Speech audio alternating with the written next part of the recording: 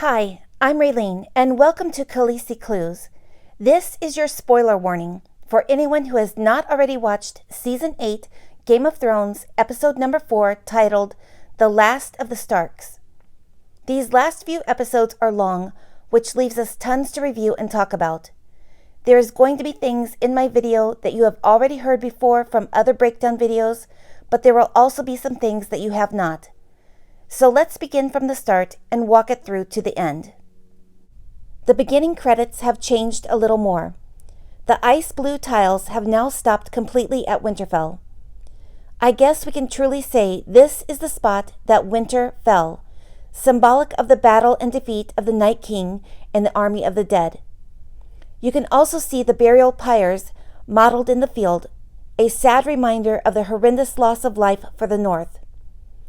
Inside the 3D model, you can see Winterfell has been torn up from the battle, with symbolic wheels scattered about, possibly referring to Dany's breaking the wheel speech from a couple of seasons ago. Also, I was just thinking about the King's Landing model when it shows the 3 dragon heads in the lower section with a scorpion pointing at them. I know it is symbolic of Dany's 3 dragons. I also know it is supposed to represent Balerion and the past history of the dragons because, of course, it is Balerion's skull down there. But just like so many things, there can be multiple references and meanings to these images. And maybe it's just me holding on to my prediction of us getting a 4th dragon, but I was just thinking those 2 smaller heads could actually represent Drogon and Rhaegal, since in all reality we only had 2 living dragons to start with this season, and the huge one in the middle could actually represent mourning. I know, I'm probably asking too much, but I still have hope. The first thing we see as the episode begins is Dany saying goodbye to Ser Jorah Mormont as she lightly kisses him on the forehead one final time and whispers something in his ear. I hope they let us know what her final words were to him. I would like to think that she is whispering to him that he not only saved her life, but her baby's life also. Yes, I believe she already suspects or knows that she is pregnant with Jon's baby. I think she has not told anyone because she is afraid that if anyone found out, it may complicate her mission or people may try to keep her from battling, and she was needed for this war. This is her destiny, to rid the world of tyrants, and she will fulfill it at all costs. I love the fact that Sansa was mourning the loss of Theon and placed a Stark pendant on him. He may have been born a Greyjoy, but I believe he died a Stark. We get our first glimpse of Ghost, and we can see that he has been injured during the battle. He is missing part of his right ear, and he is bloodied on one side. There's another thing that I noticed which kind of ticked me off, and that was the fact that he was not standing by any of the Starks. He was standing among the remaining wildlings. It really upset me because, damn it, that wolf is of the North, sent to Jon, and he belongs with the Starks. I just didn't like that scene at all. I was trying to count the number of pyres because you know how Game of Thrones loves their number references. I know there was 7 rows across, and it looked like 12 rows deep. 7 and 12 are both very symbolic numbers and are heavily predominant numbers in the Bible. In numerology, 7 is sacred and refers to wisdom, whereas the number 12 signifies completion, but also the beginning. So maybe if they are smart, this war will be an end of the era of cruelty for the realm and the start of a new beginning. A dream of spring, perhaps, in the near future. We can see they are definitely not there yet because the camera pans back to show the people gathered for the burial. You see the division of the different groups of people. They are not intertwined with each other as a united group of people.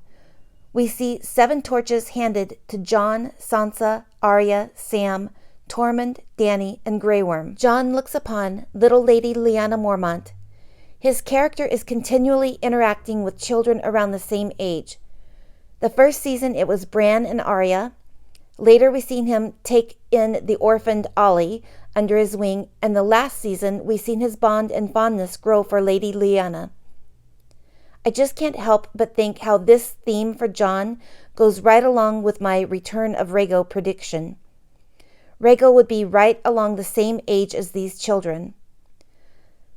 The evident division that still remains also goes along with Rhaego's prophecy. He was prophesied to be the stallion that mounts the world. He was to be the Khal of all Khals, or king of all kings, and all the people of the world would be his herd, meaning that he would unite all mankind, not just the Dothraki as Dany has done in the past. The mountains of dead bodies are engulfed in flames. Soon they will turn to ashes and blow away like leaves in the wind as we see a single ash fly before Jon's face. There is only 2 more episodes left. My time is running out for my favorite prediction to happen, but I'm apparently not going to be able to let it go until the very end. The people gather together afterwards for a somber dinner. Arya is missing from the event, and it is noted by Gendry.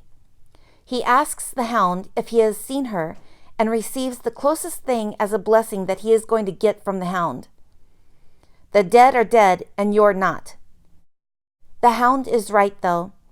Life carries on, even after the death of so many. As Gendry is leaving to look for Arya, he catches the attention of Queen Daenerys. She strategically names him the lawful son of Robert Baratheon and grants him the rightful heir to Storm's End. I just have to point out that Sansa really needs to work on her poker face. This is the first time for this episode that we see that calculating face come across Sansa, as she is coming to the realization that this is a deliberate strategic move for Dany that has gained her some praise from the people, and Sansa is not happy about it. It does not go unnoticed by Tyrion either. Next, we get the direct eye contact of Brienne and Jaime while they are drinking and celebrating, surviving the war with the dead. This is your green light, Jaime. Go for it. There is an interesting conversation between Davos and Tyrion, with the topic of the Lord of Light coming up. Davos says, "We play his game for him. We fight his war and win. And then, no signs, no blessing. Who knows what he wants?"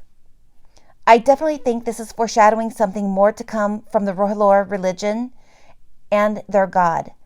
I truly believed that the temple in Volantis had Rhaego and that he would be returning with Melisandre and the Fiery Hand. That ship sailed in the last episode. But I believe there may be a chance that Davos may get his sign or his blessing in the very next episode. This Sunday happens to be Mother's Day weekend, and what better way to celebrate than seeing Dany have the return of Rhaego? I'll be talking more about this a little later, too. Tyrion compliments Bran about his wheelchair. Bran says it's a replica of a wheelchair made by Daeron Targaryen from 120 years ago. Sounds like Tyrion and Daeron may have a little ingenuity characteristic in common. Maybe Bran will be the one to solve the debate if Tyrion is truly a Targaryen or not. If you haven't seen my video about this very subject, you may want to check it out. It's titled Tyrion Lannister, Wake the Dragon. The conversation ends with Bran's sad comment about how Tyrion shouldn't envy him because he mostly lives in the past. This makes me realize that Bran is not even really living because, as we have seen, life goes on and carries forward. Tormund raises his glass and toasts loudly to the Dragon Queen. This makes Dany smile as the men are cheering, and she quickly counters with, "To Arya Stark, the hero of Winterfell." The men erupt again, cheering loudly. Sansa catches Jon and Dany smiling at each other and noticeably leaves abruptly. Dany is trying so hard to build bridges to feel a part of the northern people, yet to no avail. She still sits alone at the table. The compliments keep coming from Tormund as he is proudly reminding all of the people of Jon's bravery and accomplishments, along with riding a dragon, even referring to him as a king. Dany is trying to be a good sport and raises her glass to Jon and smiles. That smile fades, and once again, she has the same familiar longing look that Viserys had from so many seasons ago. So Dany is looking like this, and then we see Varys looking like that in the background.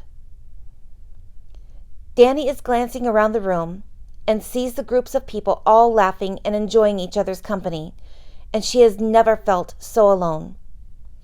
Like Maester Aemon said, a Targaryen alone in the world is a terrible thing. Dany leaves quietly, without notice, and with no smile, followed by a spider as big as a hound close behind her. Tyrion, Jaime, Brienne, and Pod continue their drinking game, but it comes to an abrupt halt when Tyrion hits below the belt and asks about Brienne's virginity. As she rises to exit, Tormund comes over to flirt with her. Brienne, still absolutely turned off by him, brushes him aside and continues to excuse herself. Jaime saves Brienne once again as he blocks the oblivious Tormund from attempting to pursue her, followed by additional backup from his little brother Tyrion, who then blocks Tormund once again, giving him a "don't even bother" glance. Tormund, completely shocked that the golden lion has struck again and has won his lady love's heart. Next we see Tormund whinging on the shoulder of his newfound friend Sandor, stating, "My heart is broken, Clegane." Two young northern girls are ready to comfort the men, which Tormund, who has seemingly quickly recovered, moves on with one of the girls. Sandor, uninterested in any company, barks at the other girl and scares her away.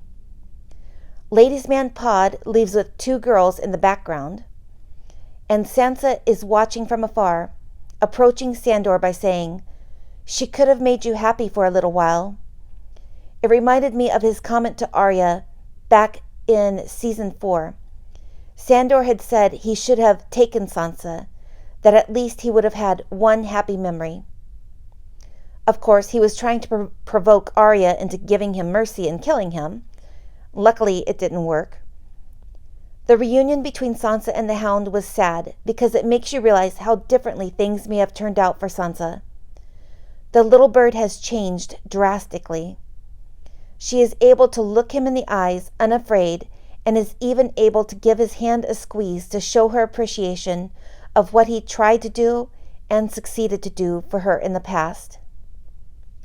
Gendry locates Arya finally, and he tells her the wonderful news that he is no longer Gendry Rivers. It was kind of weird because I don't know if I ever remember hearing his last name mentioned. Upon a little research, it states that low-born common folk do not typically use any surnames at all. That in order for a bastard to use a surname, they must be openly acknowledged by their noble-born parent. I don't remember King Robert having knowledge about Gendry, let alone acknowledging him as his bastard child. It's really kind of confusing because it states Gendry was born in King's Landing, and I would assume raised there too. If King Robert acknowledged his birth, then he would have been called Gendry Waters.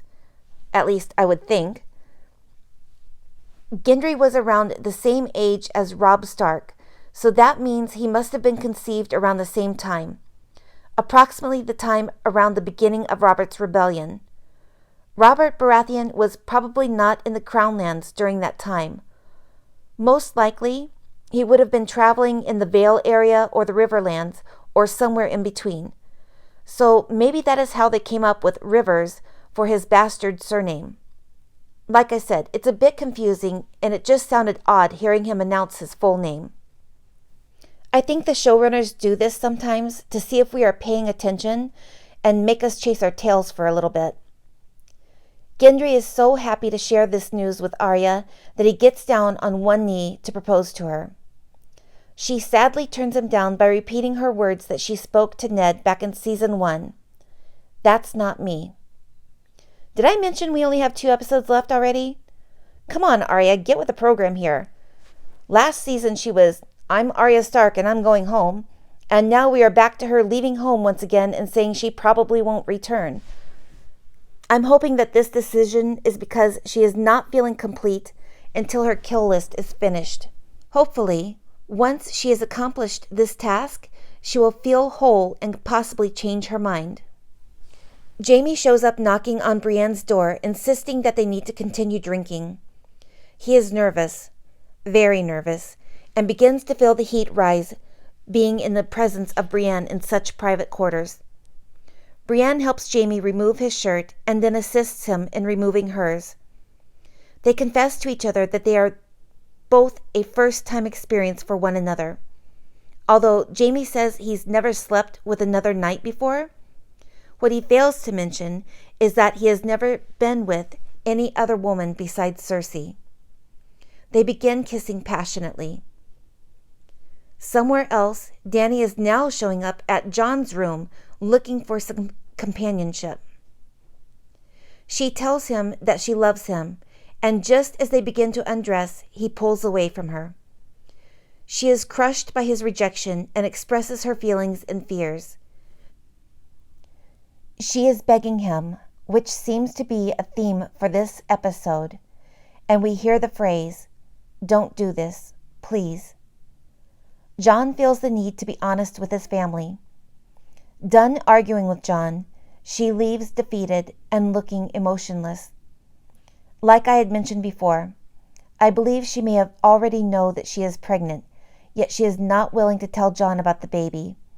I think she wants him to be with her willingly and not feel as if he is forced to because of duty or responsibility. We get a glimpse of the aftermath for Jaime and Brienne. She is resting peacefully, and Jaime is looking worried. Next, we have the meeting at the war table, where Varys states that the balance of troops has become distressingly even.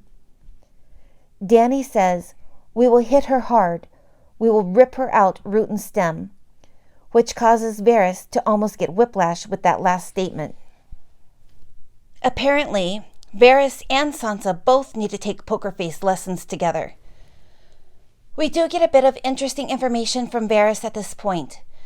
First, we get an update about Yara Greyjoy retaking the Iron Islands in the name of the Queen. We also hear that there is a new Prince of Dorne who pledges his support. Now let me just stop right here for a minute. A new prince, he said. Conveniently, he doesn't even mention a name for this new prince. I have to tell you, it made my heart skip a beat because the first thing I can think of is, could it possibly be Rhaego? Before season 8 started, there was a casting call for a boy 8 to 12 years of age. He needed to have a good, distinctive face, physically fit and agile, and able to own the scenes that he would appear in. We have not seen this character yet. Did I already mention that we only have 2 episodes left? I thought so. So, since my previous prediction of Rhaego coming back with Melisandre never came to fruition, I was thinking this possible scenario. What if, when Mel returned to Westeros, that she actually came back with the Rohalor priests and priestesses, the Fiery Hand army, and Rhaego, and we just have not seen them yet? Maybe they've seen the future defeat of the Night King in the flames. Melisandre was sent to aid by prompting the super stealth ninja Arya to perform that task. That with the Night King defeated, it was now time to begin the mission of spreading the religion in Westeros, starting with Dorne. I imagine it would be similar to how different religions have begun in new lands throughout history. The believers begin spreading the word of their religion and gain followers for their chosen leader or messiah. I'm probably completely wrong about the whole thing, and it's probably really this guy, who was rumored to play a Dornish royalty role for the final season. But you have to admit it, though. It would be really awesome to see Kinvara come strolling up to Varys during this last stretch of the show. She did warn him that he would have nothing to fear from her as long as he was a true friend to their queen. The meetings at the war table continues as they discuss their plans of surrounding the capital and starving them out until the people turn on their only true enemy, Queen Cersei. Sansa pipes in about the men being exhausted and wounded. She states that they need time for their recovery before jumping into another war for Queen Daenerys. Dany reminds Sansa that the enemy gets stronger the longer they wait. Dany should have also reminded Sansa that Cersei is not just her enemy, but the North's enemy too. Jon trumps Sansa's opinion once again and reassures Dany that the North will honor their pledge and do as their queen commands. Tyrion awkwardly goes forth with discussing the plans of action for the war with Cersei. Keep in mind that the plans have Dany and a small group flying to Dragonstone separate from Jon and the biggest part of the army, who are traveling by ground to reach King's Landing. As everyone exits the room, Arya stands in front of Jon looking like Wednesday Addams, while Bran and Sansa are posed in the background looking like the Godfather and his henchmen, stating they need to talk to him. It was a bit awkward, almost like Arya is being used as an intimidation tactic against Jon. I didn't like that scene, and I felt as if a simple, "Jon, can we speak privately?" would have been sufficient. They could have given that line to Bran. I mean, seriously, this amazing character that seemed so detrimental to the storyline has been reduced to basically 2 or 3 lines an episode. Does anyone else find it a bit strange that Bran and Arya are both in the war room meeting, and yet nobody even suggests or even asks if they could possibly contribute their superpowers to this final battle with this supreme ultimate villain, Queen Cersei? Bran has the gift of foresight for the past, present, and future. He is literally the ultimate fly on the wall that would be so useful when dealing with an enemy you are about ready to battle. An enemy that has no superpowers at all and would have absolutely no idea what hit her if all of our plans were found out ahead of time, leaving Dany and Jon always one step ahead of Cersei. But no, seems like it's always the other way around. Cersei, who can only rely on the word of little spy birds or messages delivered by ravens, is always one step ahead of Dany, wiping out her forces and evening the playing field. Wouldn't it have been in their best interest to ask Bran, "I'm going to give you the word Cersei, and you're going to go touch that tree and let me know what you see"? Not to mention that right beside them stands the hero of Winterfell, super stealth, faceless man assassin, able to sneak past a whole army of the dead and White Walkers, single-handedly killing this ultimate superpower villain known as the Night King. But no one even thinks to ask her if she could possibly do something remotely like that again, use those same skills to get past the average Joe human guards and the zombie mountain that doesn't even move for the most part, enabling her to get close to Cersei and assassinate her, saving thousands of more lives in the process. Kind of reminds me of that Ghostbusters movie. Who you gonna call? Yep, absolutely mind-boggling to me. I think I'm still a little bit bitter about episode 3. Gwendolyn Christie is right. I'm going to need therapy. All of the Starks then meet in the sacred Godswood. After back and forth arguing of trusting or not trusting Dany, Jon has Bran reveal his secret of his true parentage, but only after the girls are sworn to secrecy. Again, here's your chance, Bran. Reach out and touch that damn tree and put all of this petty squabbling aside. Tell us what you see for the love of God. But nope. Now the weirwood tree is completely useless too, because it doesn't even mean anything to Sansa anymore. Do you remember that rule of secret that my mom taught me that I mentioned in my past videos? Yeah, well, apparently Jon doesn't know that rule, and this is all getting ready to blow up in his face. Frickin' Sansa. Next we see more drinking between Tyrion and Jaime. Tyrion expresses that he is happy for Jaime's newfound happiness with Brienne. We are reminded once again that Sir Brienne is sworn to protect the Stark girls. This is another thing that I think is going to be extremely important in the last 2 episodes. I'm going to be coming back to this one too. Maybe not in this video, but possibly the next one, because I think it has to do with the death of Jaime. Bronn enters the room, and we get a few comedic lines and banter between the three stooges. Bronn says, "I knew your sister was dead the second I saw those dragons." Jaime's face is a bit shocked at this statement, like a jolt back into reality for him. Bronn is promised Highgarden and makes his exit. Next, we see the Hound, alone on the road to King's Landing. He's quickly joined by another lone wolf, traveling to the same destination, when Arya pulls up beside him.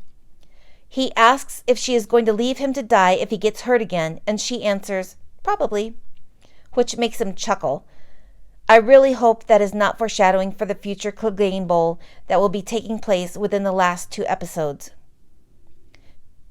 Next, we see Dany giving Rhaegal an encouraging pat as we see him take flight with his wounded wing. Big Brother Drogon and the Mother of Dragons smiling happily to see that he is all right. They are not the only ones watching. In the distance, Sansa is staring at those 2 dragons flying in the sky. All I can think when I see this part is that Sansa is seeing Dany's power in those dragons. Tyrion approaches Sansa to discuss his concerns about her attitude towards Dany. Again, Sansa needs to work on that poker face, because as soon as Tyrion mentions that Jon is not a Stark, her face drops and she is forced to look away. Tyrion asks if she is all right and leaves her on a positive note, stating that he believes in their queen. Sansa stops his departure by betraying her vow of secrecy to Jon and tells Tyrion about Jon's true parentage. Let me just add here, how many people out there believe that Sansa may have leaked the travel plans of Dany's from the War Table meeting to Cersei by any chance? I hate to think that she would stoop to that level, but I really think she may have. She's looking at those dragons and knows without them, Dany's chances are very slim at winning. I really think Sansa believes that if Cersei can take out Dany and the dragons, that the North will be strong enough to defeat Cersei in the end. It's basically the same plan Cersei used for the Army of the Dead and the Daenerys threat. Next, we see Jon saying goodbye to Tormund as he prepares to take the wildlings back north of the Wall to the true North. Jon decides that Ghost would be happier in the North with the wildlings and gives him to Tormund. I did not see that coming at all. I would have never thought that Jon would give his wolf away. Never. Ghost, the same wolf that stood by his cold, dead body, ready to kill anyone who dared to get close to him.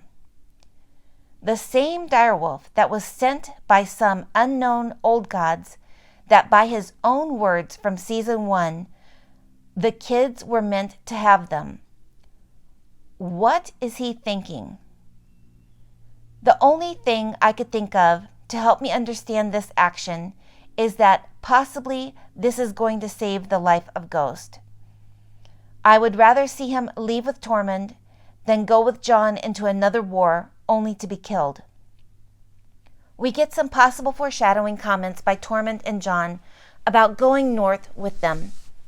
Jon even says the words, "I wish I was going with you." It reminded me of his conversation with Uncle Benjen from season 1 when Jon asked him to take him with Benjen when he goes back to the Wall. Maybe at the end of this story, Jon really will be reunited with Ghost north of the Wall and away from any possibilities of people forcing him to take the throne that he does not want.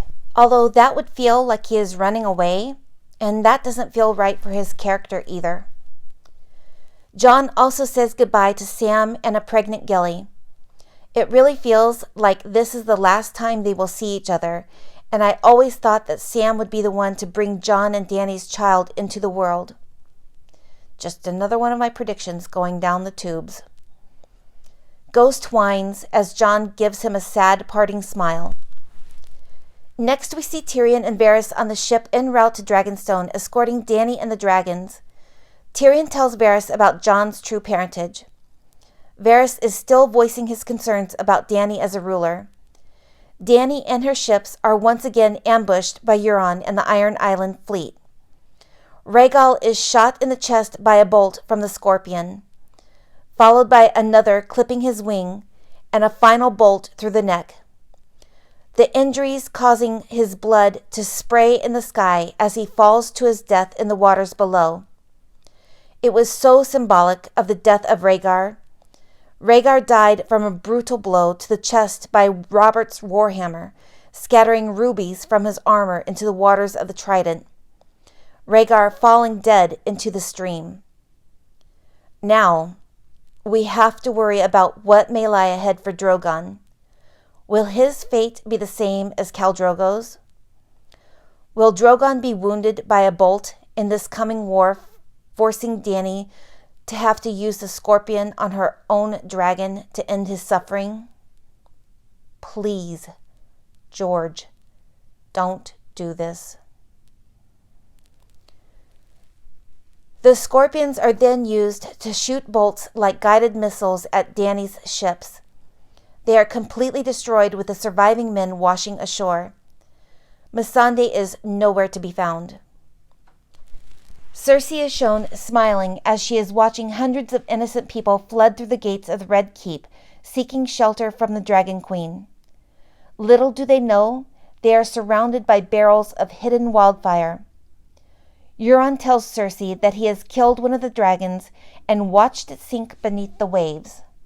That means there should only be one dragon left if we do our math right. But if my fourth dragon prediction is right, they are going to be in for a really big surprise. Cersei is barely able to choke out the news that she is carrying Euron's child. She's better at the poker face than Dany, but Euron is the best. He acts as if this is good news to him, and puts on a show as if he is elated to hear this joyous news. Like I said in my previous video, I believe Euron already knows that Cersei is pregnant by Jaime. This is all just part of a game for him. We get a glimpse of a chained and shaking Missandei. Dany wants to act immediately and retaliate against Cersei, but agrees to one last parley with Cersei before attacking King's Landing.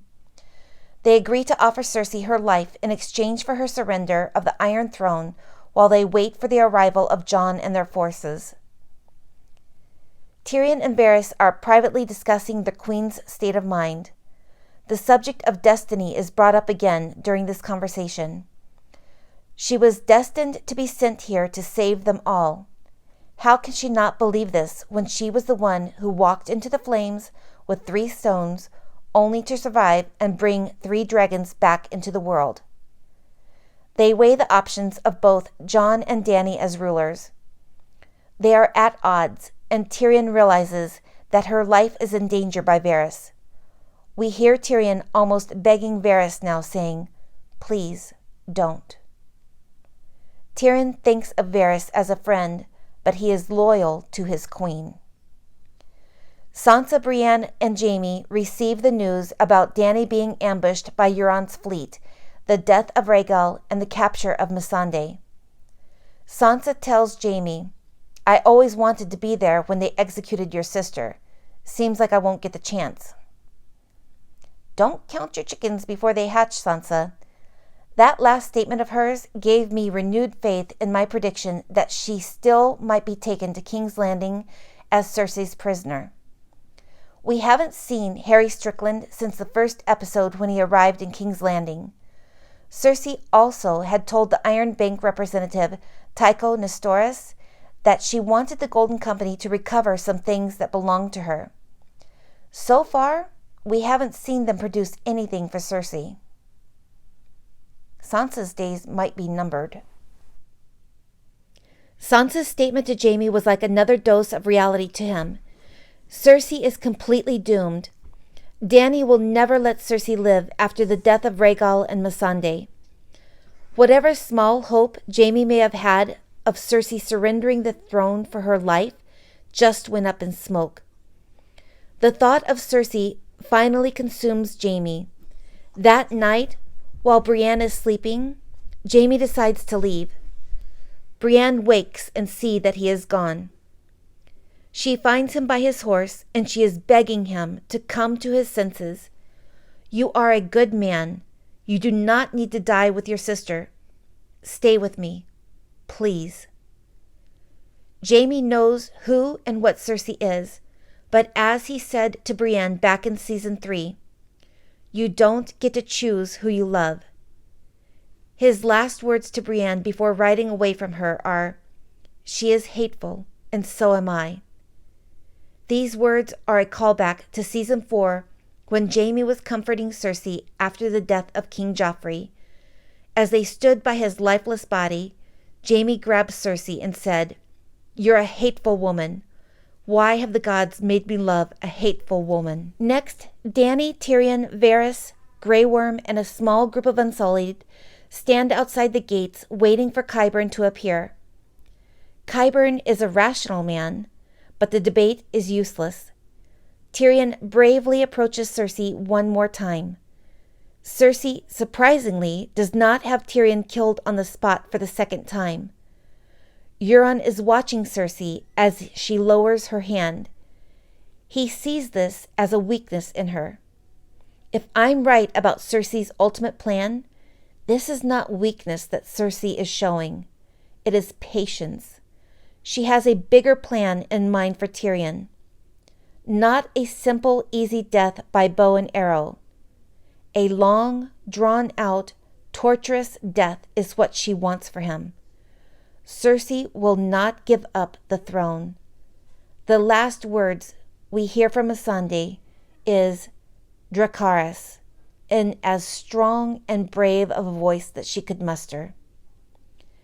Dany is staggered as she turns and walks away, defeated once again. Cersei has just woke the dragon. That wraps up my episode breakdown.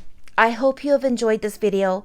I am in and out of town for the next month, so I may or may not be able to break down every episode like I would like to. It just depends on the amount of time I have available between trips. I would like to thank you all for watching. Thank you to all of my current and future subscribers. If you liked this video, please make sure you hit the thumbs up button. Always feel free to leave me a comment. I try to always respond to everyone. Happy early Mother's Day, and please, everyone have a wonderful day.